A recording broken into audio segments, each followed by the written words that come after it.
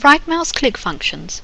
There are a number of additional features in MedTech 32 using either the right mouse click option or selecting the menu item from the main menu. In the Medications tab of Patient Manager, right-click on Medication and view the number of times this medication has been prescribed by selecting this medication only option. You will see when the medication was prescribed in the past.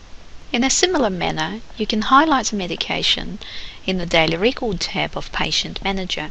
Right-click on this medication and select an option, this medication only. Your daily records will be filtered to display every consultation when this medication was prescribed in the past. In a similar manner, you can use this option in your Classifications tab. Highlight Classification, right-click, and select an option, this classification only. The Classifications tab will be filtered according to your selection every time when you use this classification in the past.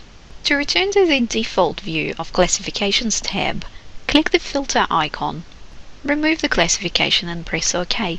You will return to the default view of Classifications tab. Filter the daily record for classifications using the right-click. Select Asthma, right-click, and select an option, this classification only. Type in classification into a consultation screen. Right-click next to it and select Asthma. The classification will appear in the daily record. This method allows you to type in classification in the consultation screen and enter it directly into the daily record.